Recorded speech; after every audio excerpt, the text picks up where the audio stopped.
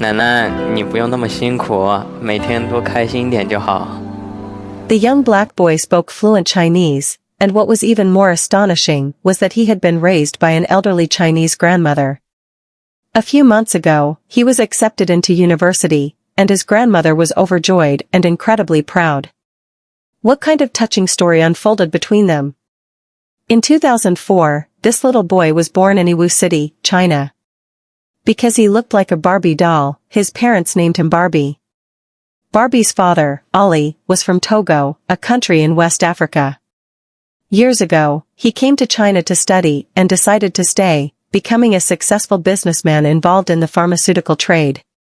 Ali met a Chinese girl, Barbie's mother, and they had a passionate relationship that resulted in the birth of Barbie.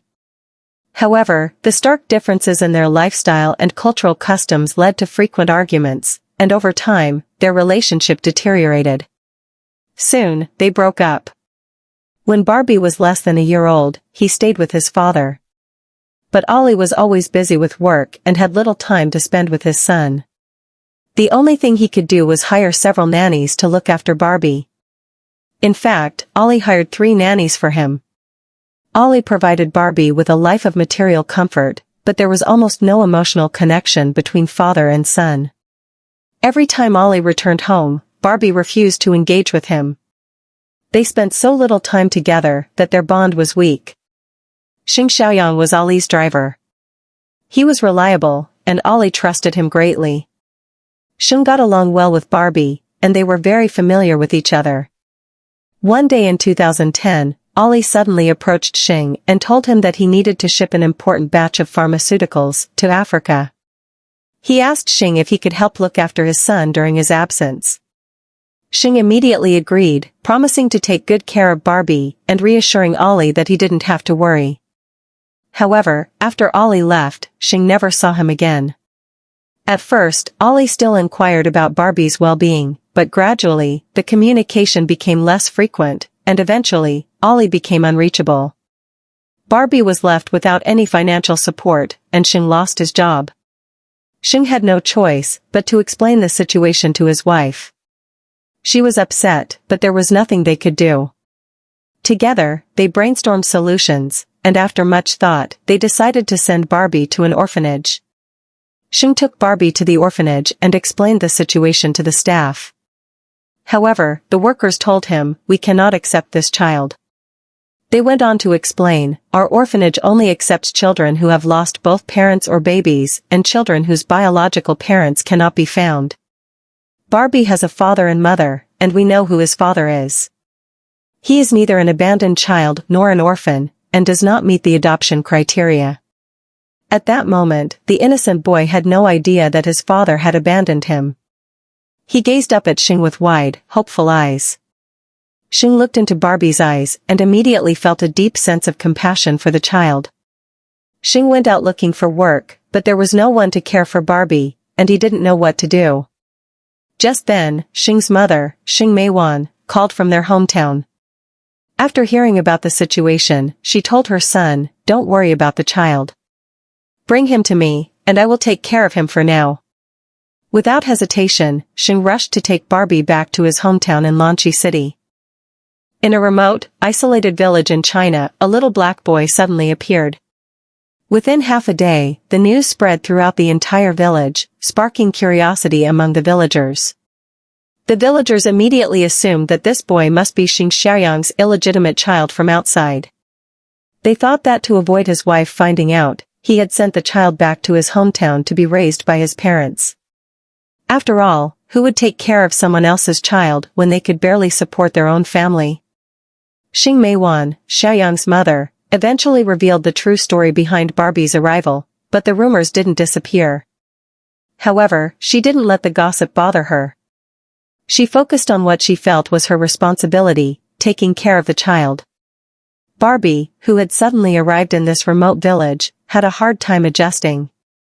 He couldn't speak Chinese and struggled to communicate with his grandmother, and he wasn't used to the food she made. But feeling the care and love from his grandmother, Barbie slowly began learning Chinese. Over time, he was able to communicate in simple Chinese and began helping his grandmother with her farm work. When Grandma Maywan was in the fields, Barbie would follow her and lend a hand.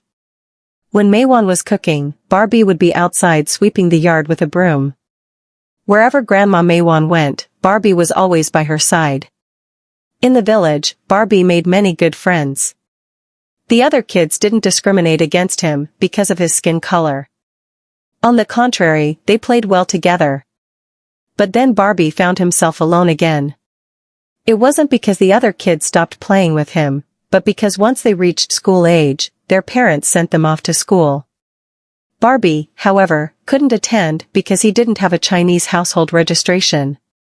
Before school started, Grandma Maywan went from one school to another, asking if they would accept Barbie.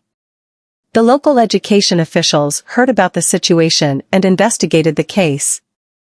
After considering it, they decided that no child should be denied the right to an education. They made an exception and allowed Barbie to attend school, even without a household registration. When Maywan heard the news, she was so moved that she cried. But then her worry shifted to money. Because of Barbie's lack of a household registration, she would have to pay school fees that others didn't have to. Both Maywan and her husband were farmers, relying on the land to make a living. They didn't have a salary or any savings. To pay for Barbie's school fees, Maywan had no choice but to find work outside. At nearly 60 years old, finding a job wasn't easy, but she eventually got a job at a quilt factory. After a day's work, she was exhausted, feeling dizzy, sore, and aching all over. She would shuffle home, her body feeling like it was falling apart. The next day, she felt like she could barely move and longed to stay in bed. But the thought of earning money for Barbie's school fees gave her the strength to keep going. To earn more money for Barbie's education, Maywan, despite her age, began working overtime, often returning home late at night, sometimes after dark. Barbie understood that his opportunity to go to school was only possible because of his grandmother's great efforts, and he cherished it. He took his studies very seriously and worked hard, never giving his teachers any trouble. Thanks to his natural athletic talent, he excelled in sports. He was often the one to bring glory to the class during sports events. Barbie was a well-liked student, good at both academics and sports. His classmates were always curious about where he was from. Barbie would always answer without hesitation, "Even though I look different from you, I am Chinese." "Of course, I'm Chinese." In 2013, the story of Xing Maywan adopting the black child was reported by local media, and the public began to learn about it. Many people sympathized with Barbie's difficult circumstances and were deeply moved by Maywan's great love and kindness. Some compassionate individuals sent Barbie essential items, school supplies, and other aid, easing Maywan's financial burden. There were also good-hearted people who tried to help Barbie search for his biological parents through various channels, but there was no progress. Ollie could not be contacted, and Barbie's biological mother in China never appeared. In 2018, China introduced a new policy that allowed Barbie to finally obtain a Chinese household registration. Maywan was so excited that she stayed up all night, immediately registering Barbie's household registration. 14 years had passed, and Barbie now had legal status in China. In July 2018, Barbie was accepted into a prestigious local middle school with excellent grades. His grandmother encouraged him to actively participate in social activities, aiming to raise him to be a well-rounded person. By then, Maywan, who was approaching 70, should have been enjoying her later years. However, she continued to take on various part-time jobs to earn money. She knew that Barbie would need financial support in the future, so she couldn't stop working. She had to save money for him.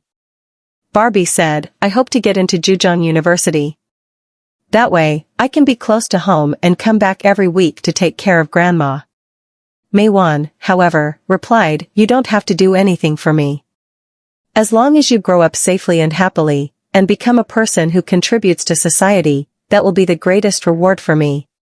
Barbie, deeply moved, said, "These 11 years, Grandma and I have lived very happily and contentedly. I really enjoy living with her in the countryside, where we have so many beautiful memories together. If it weren't for her, I wouldn't even be here today. I just want to be with her forever. On Mother's Day in 2021, Xingtiani made a card with the 4 large words "Grateful to Grandma" written on it. During an interview, the reporter asked, "If your parents come to find you one day, would you go back to them?" Without a second of hesitation, Barbie answered, "I don't even remember them anymore. I only want to stay with my grandma. She is my family." In 2024, Barbie's dream came true. He was accepted into university, studying computer science. Grandma Maywan was just as excited, unable to sleep. The child she had raised with her own hands had grown up, and she was both happy and proud. Let's wish them all the best, for kind-hearted people deserve the best rewards.